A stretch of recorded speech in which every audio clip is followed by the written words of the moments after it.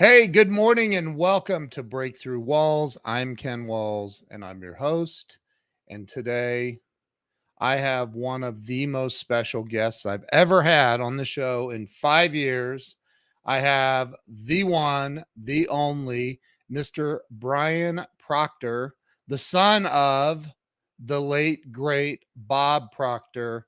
I am so excited and honored and thrilled to have Brian on today. So, do me a favor right now, stop everything you're doing and share this out on all your social media platforms. Let's get a million eyeballs on this today. Let's listen to Mr. Brian Proctor's story. Stay with us. We'll be right back.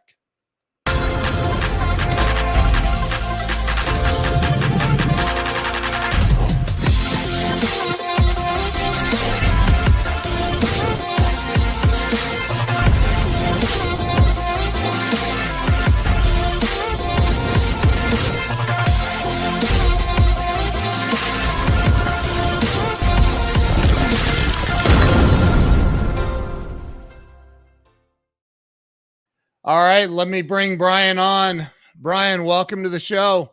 Thanks very much, Ken. Good to be here. I'm so excited to have you here. And thank you, huge thank you to Cleona for introducing us. Mhm. She's been on the show and she's an amazing woman also. Like she's just a great lady. She's a unique lady. So Brian, I started this show about 5 years ago, and it literally was probably for selfish reasons. I was in a kind of stuck place in my life, and I thought, if I just interview enough people and hear how they got unstuck, maybe I'll figure it out. And I did. It worked. So I like to start with you telling everybody, where it all started. Where were you born and raised? I was born and raised in Toronto, Canada, Ontario, just north of Lake Ontario there. Yeah. So I was born and mostly raised there. We had moved around a fair bit when I was pretty young. We moved to England for a year. We came back to Toronto, lived there. Then we moved to Chicago for 3 years, then back to Toronto. So it was always back to Toronto. I don't know how it would be possible to even not ask this. What was it like for you growing up I can't imagine having a father like you had. I mean, Bob Proctor is the epitome of positivity and the law of attraction and everything else. So at 5 years old, what was it like for you at 5 years old to have Bob Proctor as your father? Well, it's nobody's asked me the question in that kind of way, Ken. It was great. So I never really grasped who my father was until I was older. To me, he was just dad. Yeah. But he was truly a great father. I mean, he really was. He was a warm, loving man, always treated me well, did everything he could to, I think, bring me up with a strong and powerful self-image. When you asked me what it was like at 5 years old, I'll give you a little story. And I've said this many different times, but it really shows who he was and what he was about. Some of my earliest memories are when he was tucking me into bed at night. And so, you talk about being 5 years old. I can remember him coming up to the bedroom. I'd be laying in bed and dad would sit on the side of the bed. And he did this every night that he was home. It's as clear today.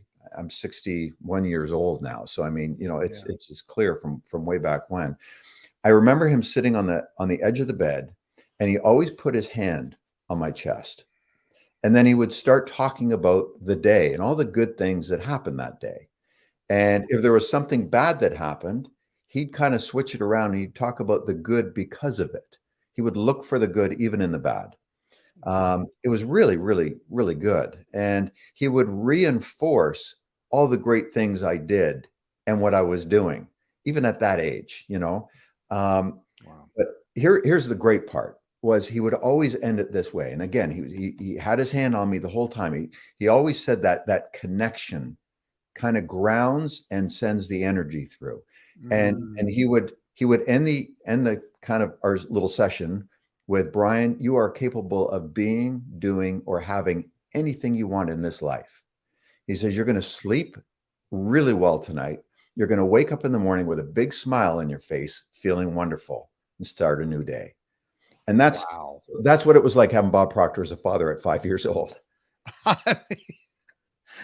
How can you like that? It would be virtually impossible to not grow up and be an amazing human like with that kind of programming. Well, I mean, I know now, especially how unique and special that was. The great thing, Ken, is I got to do that with my kids, as they were growing up, and it made them they have great self-image. And I never had issues with my kids through teenage years or anything like that. I now have grandchildren, and my grandchildren are being brought up in the same kind of a theme, and those nightly prayers and just that way of building self-image. I think if we can build a strong self-image in our children and let them know that they are capable of anything. And that was the gift that my father had. He showed people how they could achieve anything if they focused on it. Well, what a great thing to teach our kids.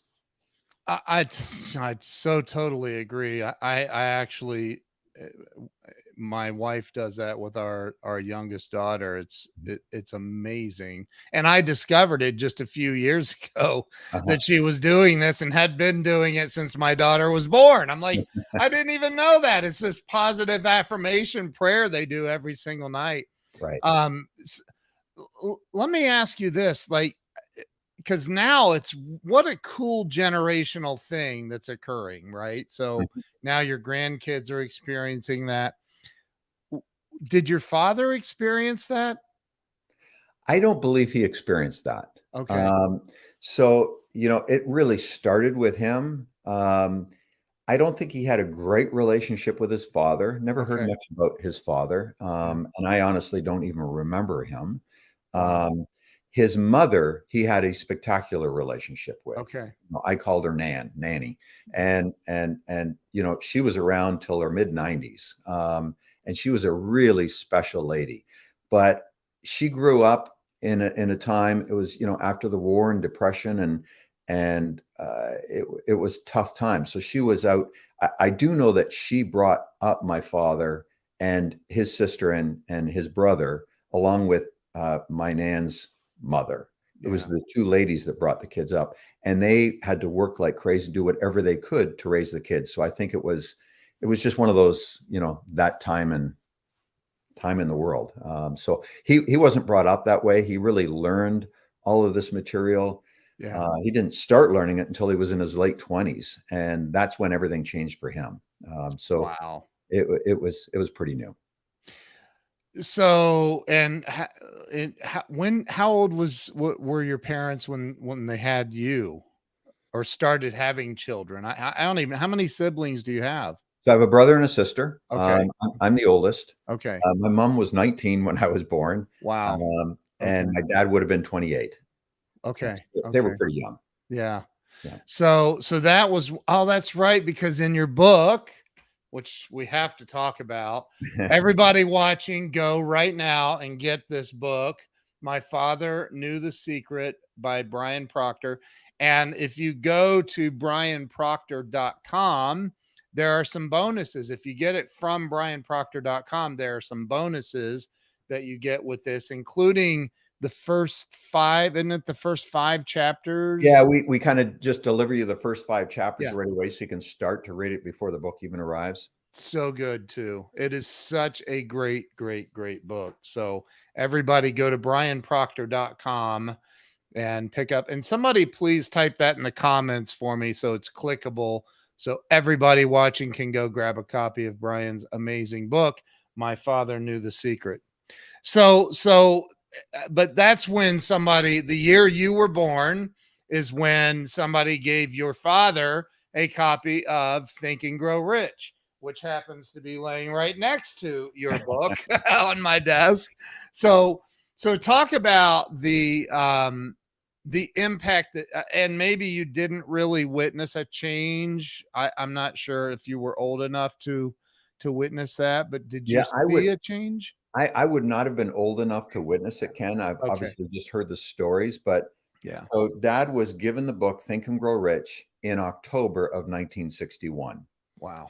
I was born in December of 1961. So, that transformation for him started essentially when I was born. He was working on the Toronto Fire Department at the time, Yeah. and I'm sure many people have heard his story. He was earning $4,000 a year, not getting by. He owed more than that. Was really struggling. And after he got that book and he started to study it, he stepped out and started to do other things. He started to build another business. He just started to get creative. And his next year, he earned $175,000. Yeah. Well, in 1961, 62, that's a big deal. And it was all because of the teachings in that book. And that's when his life really shifted. So, I was kind of fortunate. I was born right when his life started to shift. Before that, he was always struggling. He said he couldn't keep a job for very long. He was just of that type of, I don't know, in that type of space at the time. But once he started studying personal development and really understood it, his life changed. And when his life changed so dramatically, he actually started to study why that happened. And whatever that teacher in him, whatever that was, Yeah. he had to start teaching people what it was that changed in him and how that worked so that everybody could change their life. And that was really the start of his career, for lack of better words, or his mission really is probably a better word for it. You and I had a conversation, and you said that your father always had wanted you to get into the limelight and on stage, and that you were you never really have until now you really have started doing it. Um, and you said to me on the phone, I think he would be proud of me, and I'm positive he would be. What when you go out into the world today at 61 years old with the intention of continuing to teach and live and help other people, this legacy Mhm. that your father left behind, as you continue to create your own, what is it that you hope that you can do for the world? What's the biggest thing that you want to do for the world to help people get to the next level? Well, Ken, so for me, it's really to carry on my father's legacy and his message. That's the important thing. When I wrote, the book that you're holding up, My Father Knew the Secret, I started to write it 4 years ago when Dad was still around. Mm, And at that time, I started to write it because every seminar I was at, I mean, I could never count. It would be thousands upon thousands of people always came up to me over the years. What's it like having Bob Proctor as a father? So I thought, I should write a book around this, what it was like, and start to share his lessons of what he taught me as his son. I thought it was going to bring a different perspective of who Bob Proctor was. And so for me, my mission is really to carry on his legacy and to share the lessons that he taught me that have changed my life. Dad never gave me anything. He taught me the power of thought and what we can create for ourselves, and would encourage me to go out in the world and do it. yeah. And that's really what I've done. And this book shares, the lessons that he taught me and how I acted on those lessons. That's the big key. Is how we act on these things. So many times we listen to things, and we take it in and we think, oh, that's a good idea, but we never do anything about it. Whereas Dad was always about, when you learn it, then you got to go out and take action on that. Yeah. And it made a big difference. And, you said he'd be proud.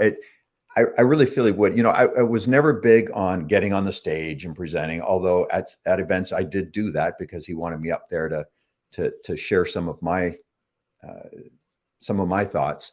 But the funny thing is, now that he's gone, I find it so easy because I'm not teaching the material per se. I am sharing the stories and lessons of what he taught me. So it's really easy. And I feel I don't know, a calling to step out and do whatever it takes to get this message into as many people as possible. I think it's important, Ken. So incredible. I sit, I said that about, being 5 years old, what it was like. But, as we grow up as children, as all children, there's a certain point, like my daughter is just turned 13. Mhm. And that's a completely different person now. I mean, my wife and I are like, sometimes, and she's still our, both my daughters are precious to me, but there's a huge shift. What was it like? Because there had to have been a shift with you at 13. You're starting to come into puberty. You're getting what was it like with your dad as you continued to grow up and maybe even get a little chip on your shoulder? Well, You're like, I never had a chip. I'll tell you the funny thing. Anybody that's met my father, they know he's got an intuition that is like out of this world. Yeah. And as a teenager, man, you couldn't get away with anything. He could see right through it all. But here's the cool thing. I mean, I know he saw through whatever nonsense I was pulling off or doing. Yeah. Right. But no matter what was going on, he was always supportive. He was always behind me, always encouraging me. And he would let me make my own decisions, right or wrong. He felt that, character is built when you make a decision, you go for something, even if it's a wrong decision, you'll learn from it. And he was always about that. So even through teenage years, yeah, I pulled some blunders. I did some pretty stupid things. But he never focused on that, which was kind of amazing. And he didn't harp on it. He would, again, like when I was younger, he would turn it around. Here's the good out of this. Even when I did something that wasn't great, he would turn around and show me the good side of it. And he says, here's how, you can make this work for you.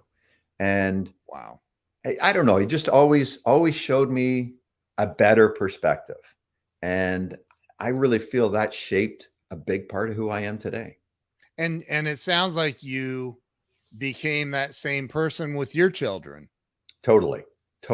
Which is amazing. Yeah, I've always encouraged my kids in whatever they wanted to do. And I don't, certainly like my father, I don't try to make decisions for them. I think they've got to make it on their own. But they've got to make it with, knowing that they've got somebody supporting them, somebody that's in their corner. That's hard to do. It's not always easy. It's not always easy. Yeah. It's like, no, don't touch that burner. I swear it's hot. So when you got out of high school, were you in Toronto, I guess, through school and all of that? Yes.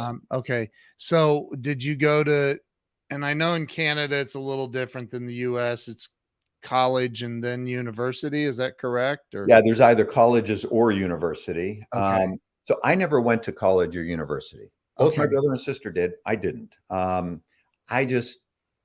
think I was a lot more like Dad. My father didn't either. Right. Yeah. I just wanted to get out and start working and doing things. And I actually started working with him when I was 18, 19 years old, and selling seminars and just doing work when it was back in the Bob Proctor seminar days. And it was good. It was a great learning experience. I got immersed in the material, which was great. But by the time I was 25, I got to do something different. I got to make my own mark in the world and step out and not just be, here's Bob's son working in the company. What has he done? And, that's my own thing, but I had to find my own way, I guess, and make my mark. So I got into real estate. I started selling real estate. And I went on to sell real estate for a good 12 years before I came back to the company. And it was an incredible experience for start. But the best part was I got to take the lessons that I learned from my father in all the seminars and everything and apply it to real estate. And I'll never forget my first month in the business. I earned crazy income, and I was a very high earner right from the get go. And people Wow. were looking at me. How is that possible? You know, most people, it takes them a little while. I was in the top 100 of a major real estate firm internationally. My first year in the business. Wow. Um, so it was applying these materials, and then once I got that, then it was easy to come back to the company. And Dad was always, Brian, when are you going to come back? When are you going to come back? Well, Yeah. I knew that I could do it on my own, and it made it easier, and it just made it all work. I have to say, because look, it's impossible to interview Brian Proctor without talking about your dad. So, in the book you talked about, again, everybody go get this book. I'm telling you, you will not believe how powerful it is.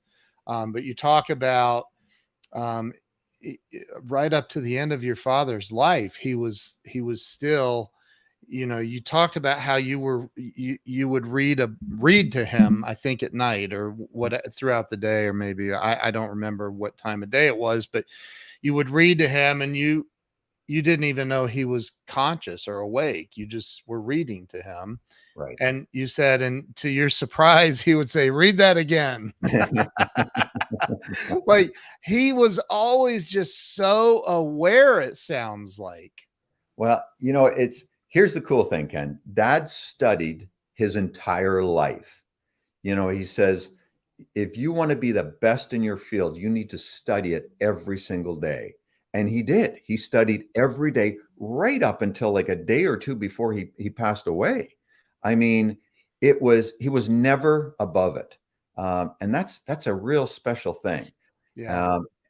Like I remember we're in the hospital, he was in the ICU, and this was like literally a few days before he left. And he was not doing well, but he still wanted to hear the message. He wanted me to read to him a book, whatever it was. And like you say, I'd be reading it and he would drift off. And, especially at that time, he would drift off and then come back in, and, he was in and out. But he was, like you say, he was hearing things sometimes when I thought he was maybe asleep. And then he would ask me to repeat that phrase, that statement. And then he would just say, isn't that great? Isn't that a wonderful thought? I mean, he was just always so on and just studying. And, the cool thing about my father was he taught me how to treat other people.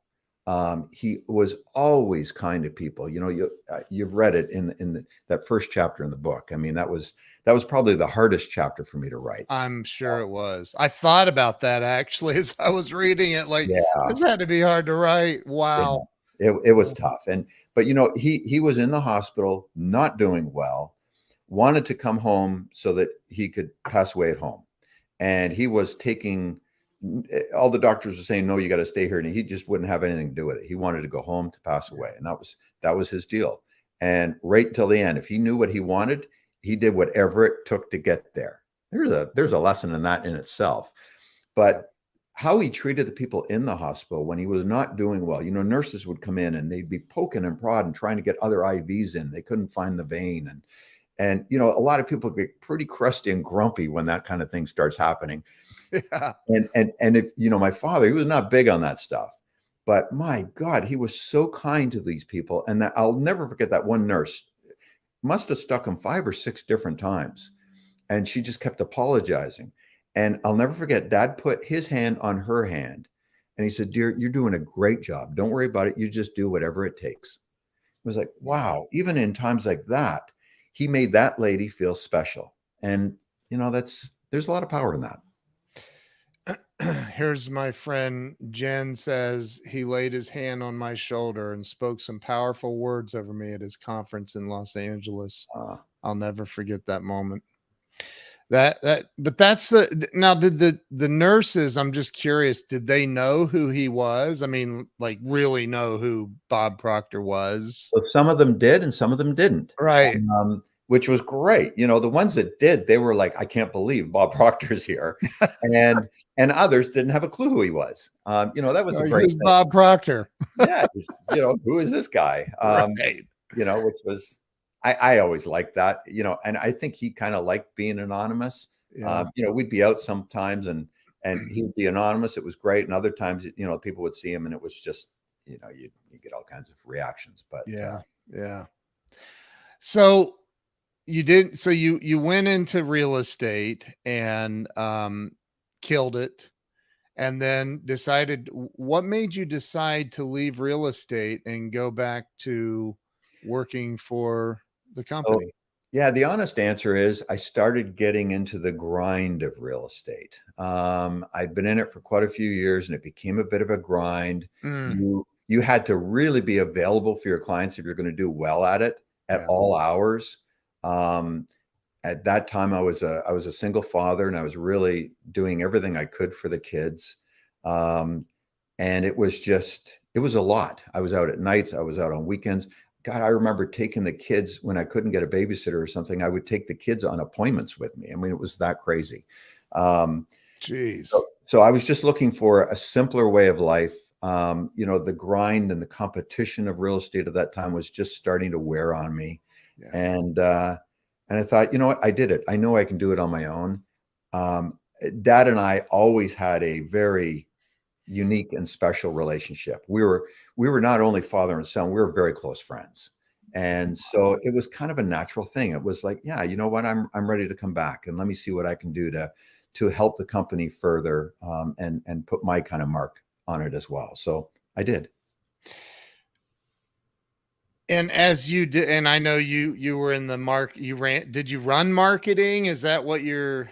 So I was involved in marketing. I look at your whole theme of your podcast, breaking through walls, and I think you'll like this story. So back in 2000, that's roughly when it was maybe a year after I came back to work with them. I had been selling events and seminars, and I really wasn't enjoying it. I wanted to find another way to contribute. So I started up this thing where this was back in 2000, where I would collect email addresses from people and I would send them valuable content. And this was in the day that email lists were not a thing then. Right. I was really new to that industry. Today there's platforms where you can have emails going out to groups and everything else. Back in 2000, there wasn't that kind of thing.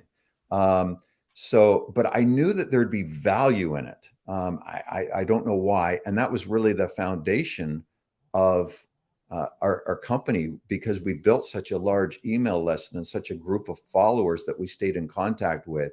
It helped propel us further. Wow. But it was tough. In 2000, you talk about breaking through walls. That Right. was tough. I was like just being a programmer because I had to do everything from my computer. There was no web-based apps at that point. I had to, when somebody wanted to be added to the list, I had to add them on. If they wanted to unsubscribe, I had to take them out. I had to send the emails one at a time. Then I'd find a program that I could send out a whole bunch through the computer. Well, then my internet provider shut me down because they thought I was spamming because I was sending out so many emails. So I had Yeah. to prove to them that, no, these people want to receive this message. Right. There were so many hurdles back in the early days. But I knew that I was onto something. And I think probably more importantly, I knew I was delivering something that had value, that could help people. Yeah. And that's what kept me focused and kept me going, even when things got really tough and was struggling to make this thing work. And now, I mean, as you know, there's apps and everything out there that make it really easy. But back then there wasn't. Yeah. Wow. That's incredible. I think that, again, coming from, did Bob graduate high school? He did not even graduate high I school. didn't think so. Okay. Yeah. Yeah. I know Brian Tracy didn't either. And I'm like, I didn't graduate high school. And I remember when I learned that Brian Tracy hadn't, I'm like, well, then maybe there's hope for me, So, but I think about that, and I think about the insecurities I've experienced personally going, early on. You're like, I'm a high school dropout. Why Mhm. does anybody want to hear from me? How did you ever see that with your dad? Like that he, had that like I didn't graduate high school thing, or I never went to college. Did you ever have that, like that insecurity of I didn't get a college degree? You know what, Ken? I never had that insecurity around it. It didn't matter to me. And I know my father didn't. That's Now, awesome. I do know that there were times over the course of his career that he did not get into some companies to speak or to teach their people because he didn't, which was incredible. That's Um, pathetic. yeah, it is I'm pathetic. sorry, Um, but but that's you just know what? It pathetic. did not matter to him. He knew the value of what he was teaching, and he knew that if people would take this material, and here's the most important part, step out and take action, Yep. they could change their lives. It made no difference whether you had a college education or not. Now, I'm not saying a college education isn't a great thing. It is, of course. And it gives you specialized knowledge in whatever way you want your life to go. Yep. But the fact is, we can still be successful without it. And I know there's probably a lot of people watching here that don't have it and Yep. maybe let it affect their self-image. You shouldn't, because if you have an idea, if you something you really want to chase, boy, if you step out and take action on it and you do something every day, you'll become great at it and you'll be a success. Uh, So, I love the fact that you just brought up the self-image thing. I think that this is just my opinion based on hearing the opinions of people like your father and a lot of other great people. And, you know, even though your father's one of my heroes, the more I dig into your book, you're quickly becoming one of my heroes as well. So, but when I think about self-image and um, how it's so important to have a good, positive self-image if you want to experience anything good in life, right? Right. What are some words of wisdom that you could share with the audience if somebody is going through a struggle right now of having low self-image, low self-esteem, they can't seem to get it right? What would you say to that person to help them that around? I'm going to give you full screen for this too, by the way. So I'm still here though. Okay. Well, here's the big deal. Dad always had a statement that I really resonated with and loved. He said to me, he says, would you be friends with somebody that talked to you the way you talk to yourself? That's It's an, so powerful. an interesting question. So And powerful. that's where it starts. How do you talk to yourself? Do you tell yourself positive things or do you tell yourself negative things? And another statement that he always made, he said, you can't change the time you got out of bed this morning. And I always loved that, but there's meaning to it. You can't change what's happened in the past. What's in the past is in the past and it's happened. You can't change it. All you can do is focus on the now. So if you want to change your self-image, you want to love yourself a little bit more, you have to do a couple of things. Number one, you have to forgive yourself for whatever you've done in your past. Let it go. That was a big thing Dad always said, let it go. And the other thing is you have to start speaking good to yourself. Your words are everything. And the words that you speak to yourself are more powerful than you can ever imagine. Yep. So what can you say to yourself? What can you do in the here and now to be a better version of you? And if you want to have a better self-image, you want to have a better life, start living in the present. People that get anxious or worried, or experiencing, all these anxieties and everything else, it's because they're not living in the present moment. They're living into a future that they're afraid of, Yep. or a past that they're maybe shameful of, or had something happen to them that's affected them in a negative way. We can't change any of that. And I'm not saying things that have happened to our past are not to be remembered or that didn't form a part of who we are. But the key is, if it's not serving us, we need to find a way to let it go. And the easiest way to do that is to focus on the here and now. What can I do right now in this very moment to make my day better? If we can start living more in the present moment, we're going to have a way better life, Ken. And that's it. And Dad always did a thing on the stage, always made me laugh. It made some of the audience uncomfortable and other people laugh. He'd always stand up on the stage and he'd start kissing himself. And he says, I love myself, and that's what we have to do. if we want a better life, we have to start loving ourselves first and speak to ourselves in a loving and positive way. We can do that. Everything else will start to change. I'm not promising you that it'll change overnight, but boy, the more you can stay focused on that and be aware, that's the key, is that awareness, the better your life is going to be. And if you start doing that, Ken, I mean, like you said, you started breaking through walls because of this. Yeah. Well, that over time, all of a sudden it's like, wow, I'm living a better life. I didn't even realize how it happened. And it's because you're just focused on the here and now and you kept on the positive.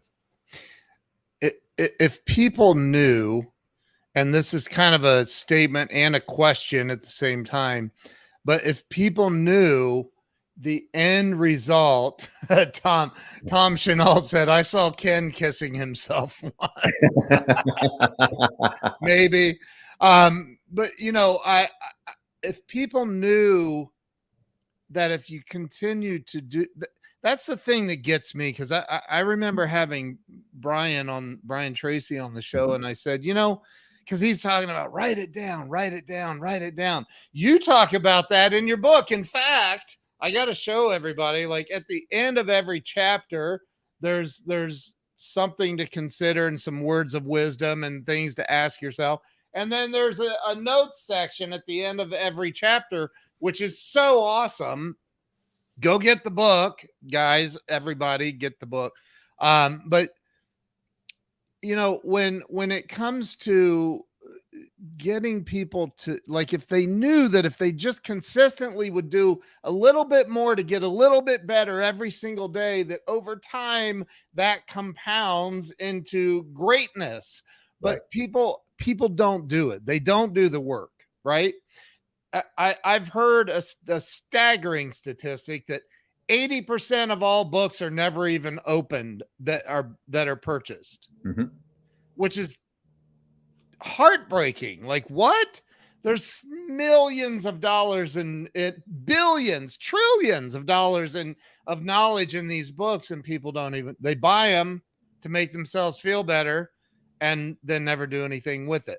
How do we change that?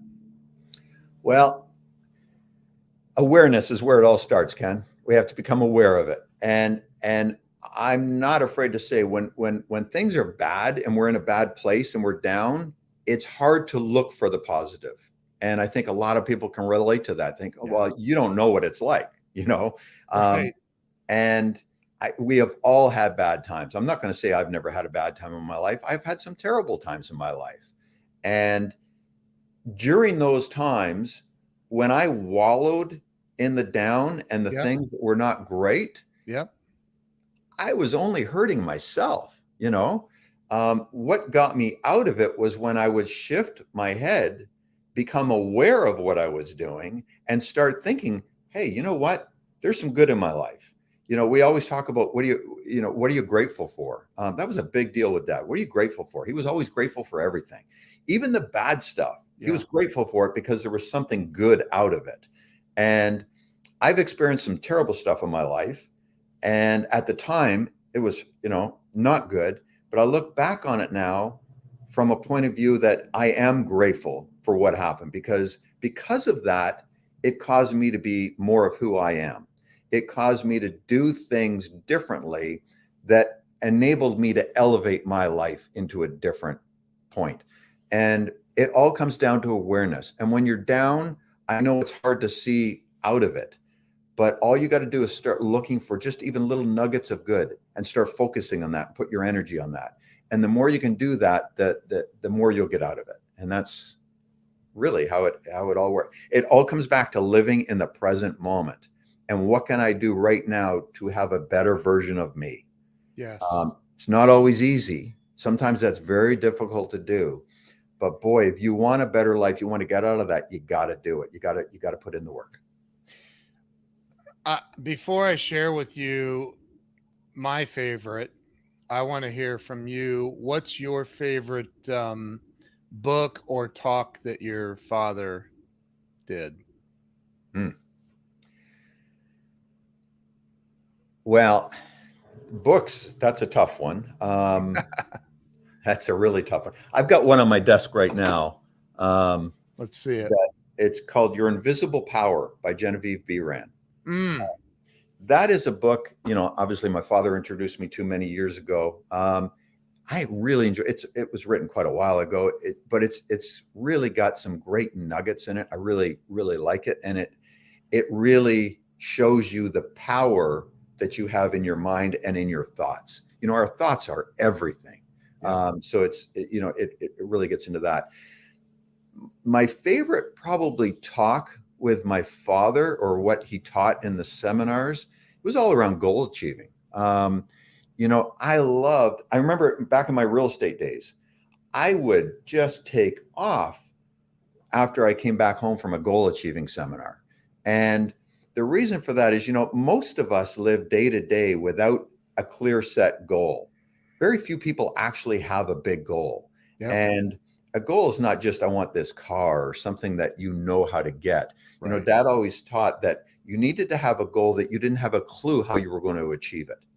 But it had to be something that inspired you, something you really wanted. And if it's something you really want and you don't know how to get it, there's inspiration in that. And it will cause you to step out and do things in a day that you wouldn't have normally done. I've got big goals for this book. Big goals, Ken. And as you know, you don't get rich on a book. So this for me is not about the money. It's about the message. Yep. And I am now stepping out and doing whatever it takes. I'm getting on shows. I'm doing whatever it takes to fulfill that goal. And my goal is, it's a big number of books. And I don't know how I'm going to do it, but I do know that if I keep stepping into it and just step in and do whatever I can do each particular day in the present moment, I will get there. And that was the big thing that I learned from Dad. We need something big that's going to cause us to do the uncomfortable and to step out and do things we would not normally do. Brian, I love this topic. This is my favorite topic, actually. I saw somebody on Instagram or something the other day saying, well, you have to set realistic goals. And I'm like, unfollow, because I'm like, what are you talking about? No, that's the problem with the world, is everybody wants to be held down by somebody else's beliefs. And I think that, and again, I'm leading into a question with the people who are being held down by, get your head out of the clouds and be realistic. I'm a realist. I've heard that one before. Like, well, yeah, but I'm just a realist, and that's just not real. And maybe it's not real for you, but for me, it's going to be real, right? Right. How do you get somebody to shift that mindset, or is it even possible? I believe it's possible. I mean, there's no inspiration in realism, Right. And this world wasn't changed. Things weren't created because somebody was just being real. They had a dream, they had an idea, and they stepped out and took action on it, and they did it. When they first started, they probably had all kinds of people saying that, what are you thinking? Why do you think you could do this? Yet they they ignored that feedback. They focused on what they wanted and went out and do it. Dad always said your want should be something it's like if you had a magic wand, and if you could have a magic wand, what would you ask for? Whatever that is. That's what you have to start looking at. I did some big things where I was going after this home I live in. It required a lot to do this place. And it was maybe a little crazy to do, because I could have used the money to be more comfortable or whatever it may be. And I had people saying, Brian, why would you step out and do that now at this stage in your life? You live in a beautiful place. Why don't you just stay there? And it's like, wow, there's no inspiration in that. And Dad always said, it's when we're inspired that we will do something different. And when we live from an inspired place and step out and do things differently, yes, we're going to have people, probably some that are the closest ones to us, knocking us down, because we're changing. And when we change, we're forcing somebody else to change because they're seeing a different version of us. And that can be hard. But if we keep hammering through it and we put that out of our head, not only will we change, but we'll bring people along with us, because other people will see what we're doing and will see, hey, that is possible. And then they're right in line with you. And it's a great way to live, Ken. I think about your father is perhaps one of the greatest spiritual teachers I've ever known, at least in our lifetime. And Dr. Wayne Dyer is one of my favorites as well.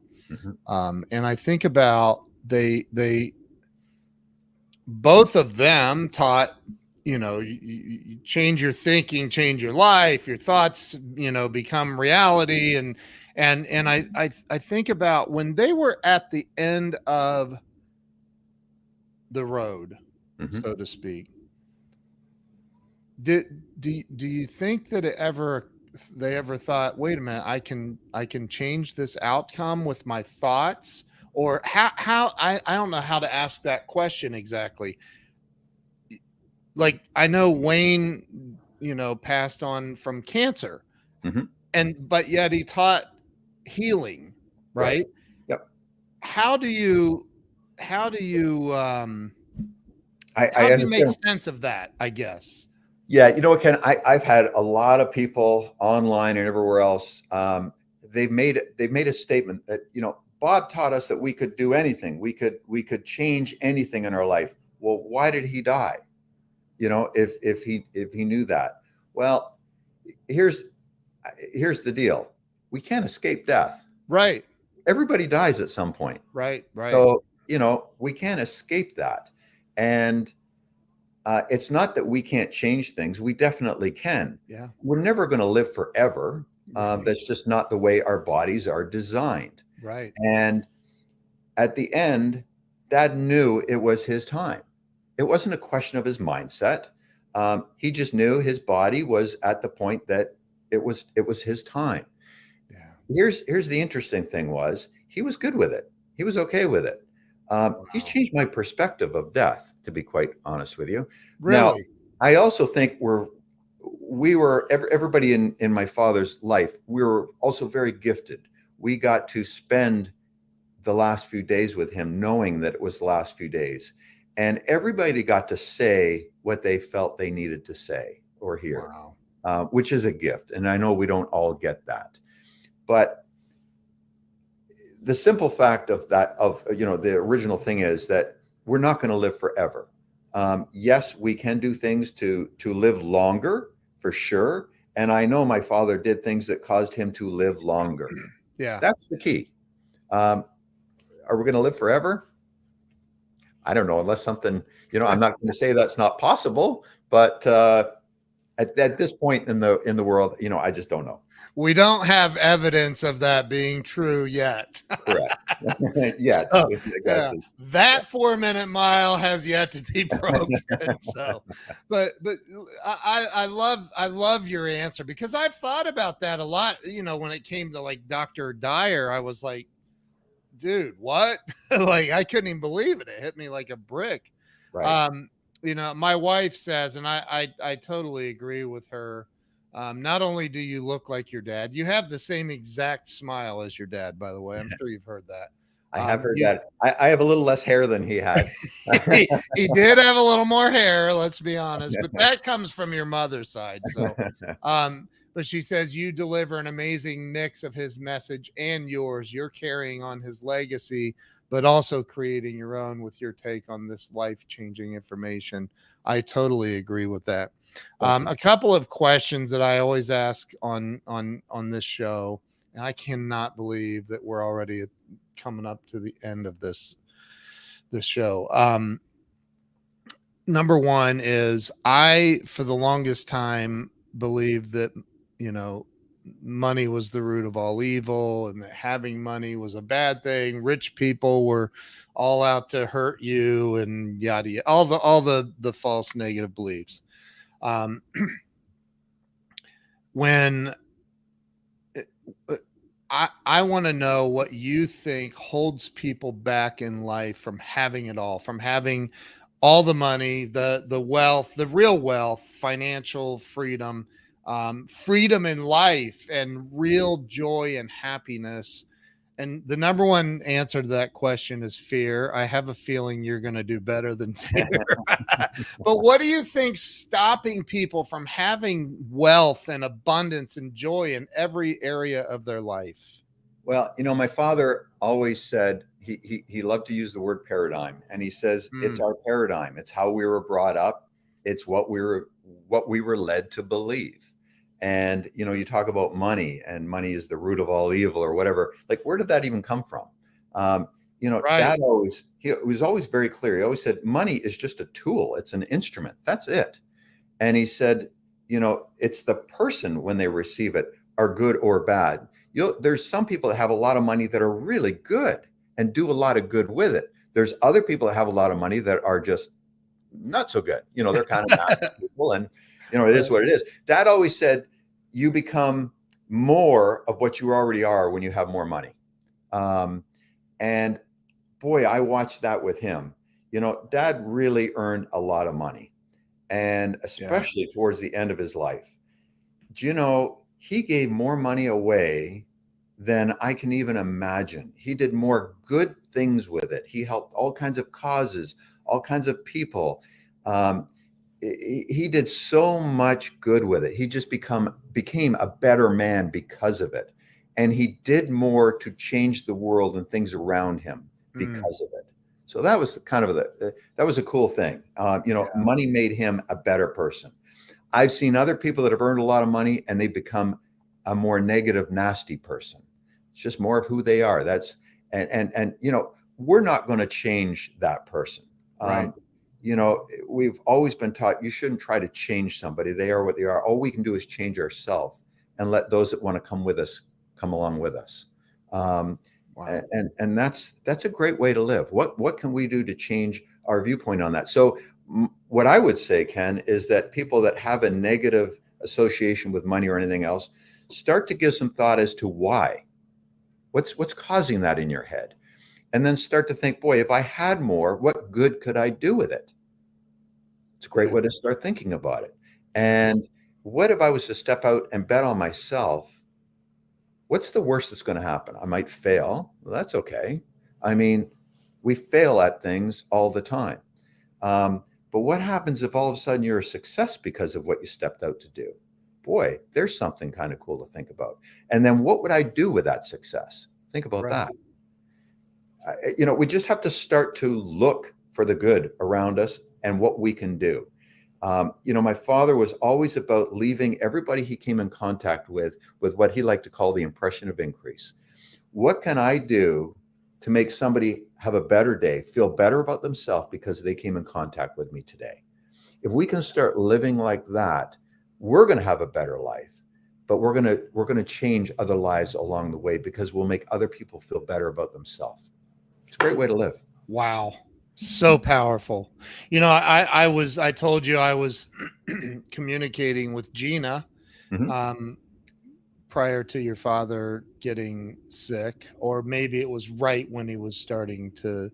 And of course, she didn't tell me that, but Right. I, and I was looking at her emails last night, and her signature at the end says, I don't remember. It's something like expect abundance or expect, which is just amazing because I'm sure that trickles down from your father, I would imagine. Yeah. So amazing what he created, not just his legacy, but what he created in you and what you're doing for the world. If somebody were to call you, this is the last question I have. If somebody called you up and said, Brian, I have tried everything. I mean, I've tried everything. Mhm. And my car was just repoed. My electric is being shut off tomorrow. I can't feed my kids. I don't know what the heck I'm doing wrong. I don't know which way to go. What would you say to that person to help them change in the moment? So Will they change in the moment? Possibly, and maybe not. What I would say is start to study positive material. That's the time you need to study it more than ever. When you've got a lot going on bad in your life, you're going to keep attracting more. What are you thinking about? If you're thinking about, I can't pay the car, I've lost it, it's been repossessed. How am I going to pay the mortgage? How am I going to take care of the kids? That's the self-talk that's pretty negative. Um, and it's always been said we attract what we think about. Well, what are we giving energy to? Are we giving energy to the negative? So I'm not saying that this is easy, Ken, but we have to start thinking from a different viewpoint. And the best way to do that is to pick up books, watch YouTube, look for positive lessons, valuable information that will change the way you're thinking. I sincerely feel this book I wrote will do that for you. And I say that because this book isn't about me. That's why I'm so confident in promoting it. This book is about my father, and it's about the lessons that he taught me that I used. And it will teach you things. It will show you things, and you started to read it. So it's in a nice story format that really lets the lesson kind of show itself. And then I put consider points. How can you apply this to your life right now? Yeah. And that's what you have to start to do. When everything's bad, you have to start to study positive material. But then aside from that, you have to look at what can I do to take action now upon that? And your life will change. It might take a month, it might take a year, but your life will change if you focus on that, no matter what's going on around us. I'm not saying that that's an easy thing to do, Ken. It's not. And sometimes when you got the negative hitting you, to look at something positive, you just want to throw it away and say, you're crazy. Well, that is the time you need to embrace it more than ever. So true. It's so true. Oh my goodness. Brian, I first off, I'm very, very grateful for you, the book that you've written, and I'm going to say it one more time. I have it scrolling across the bottom of the screen. You can go to Amazon and get a copy. You can go to brianproctor.com and get a copy along with all the bonus materials. And I won't give away all the bonus materials on here, but trust me, you want these bonus materials. There's a little special Zoom thing coming up that's part of it. But like you've got to get on Brian Proctor. Now, if you go to Amazon, you don't get the bonuses. So go to brianproctor.com, click on that, and then follow the instructions and get a copy of this book. And it'll change your life. Brian, is there anything else you'd like to say to the audience before we wrap this up? My big thing is just number one, Ken, thank you very much for having me on. I really appreciate it. My honor. My honor. The big thing is watch how you talk to yourself. We talked about this earlier. The words that we choose, the emotions that we entertain, they do shape our life and they shape our day. So the key is to become more aware of what we're thinking. Dad always taught that. It's awareness is where we'll start to, accept change, and pick a goal that you don't know how you're going to achieve, but something that inspires you, and pick something that's going to cause you to step out and do things that you wouldn't normally do. That to me is the key to growth, and it's the key to living a better life. And that's really how I. By the way, I want to point out that is a gorgeous painting of your father behind you. So that painting, I have to say, I got that maybe 3 or 4 days ago. My mother-in-law is an artist, and she painted that for me. And I'm not afraid to say it was so touching. When I saw that, it's like, oh my God, she got my father so perfectly. Yeah. Wow. Yes, it's beautiful. So as soon as I saw it, I thought, man, this is going up in the office. I'm going to let the world see it. Heck yes, that's beautiful. Yeah. Well done, mother-in-law. That's so awesome. Brian, thank you. I from the bottom of my heart, thank you. I'm so grateful. to have had you on. Everybody, make sure that you go to brianproctor.com. I would imagine your social media links are on the site there for people They to are. follow Yep. you. Yep. Okay. Go over to brianproctor.com, get a copy of the book, get the bonuses, and follow Brian everywhere. I think we might even be doing an Amazon Live here soon. So just make sure you follow Brian. I'm going to end the live stream, Brian, if you would stay with me and so we can chat real quick. But thank you to everybody that's been on here. If you have not shared this out yet, there is time for you to redeem yourself and go ahead and share this out with everybody. This has been amazing. Brian Proctor, thank you so very much. And we will see you all really, really soon. Take care and have a great day. Thanks so much. Thank you.